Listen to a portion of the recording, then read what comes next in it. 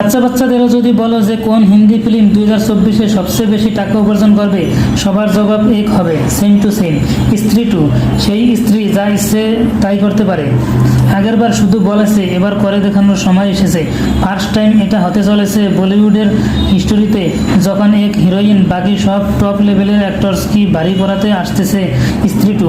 Comeback হও তো শ্রদ্ধা কাপুরের মতন, যে এক বছরে 10টি ছবি রিলিজ করার পরেও পাবলিকের মন জিততে পারেনি। এক ফিমেল সেন্ট্রিক ফিল্ম সব বলিউড ছবিকে পিছনে ফেলে 2024-এ নাম্বার 1 হতে চলেছে। এত কনফিডেন্স কোথা থেকে এসেছে? সিম্পল, ট্রেলার তো দেখো। হ্যাঁ, স্ত্রী টু এর মোস্ট অ্যাওয়েটেড ট্রেলার ফাইনালি হয়েছে সোশ্যাল মিডিয়াতে রিলিজ। ভালো কথা এই যে ট্রেলার এত ভালো হয়েছে যে লোক নিজে খুঁজতে আসবে। অনেক আগে থেকে শুনেছি সকল সফল মানুষের পিছে এক মেয়ের হাত থাকে।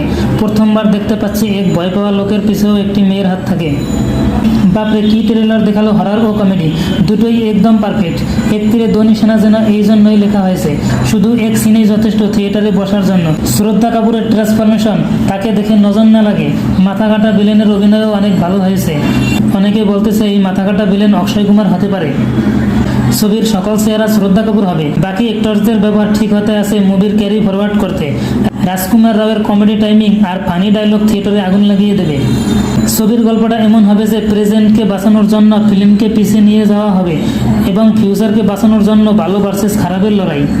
আর সকল কিছু বলবো ফুল ডিটেল ভিডিওতে। প্রথম দিনেই 30 কোটি এর মতো আয় হবে ওয়ান ডে ওয়ান। ফিল্মের সাথে যে ছবি আসবে তা নিচে পড়ে যাবে। ফিল্মের লাইফ টাইম বাজেট 300, 400, 500 কোটি হতে পারে। কেমন লাগছে ট্রেলার? এক শব্দে বলে যেও। Take care, bye by.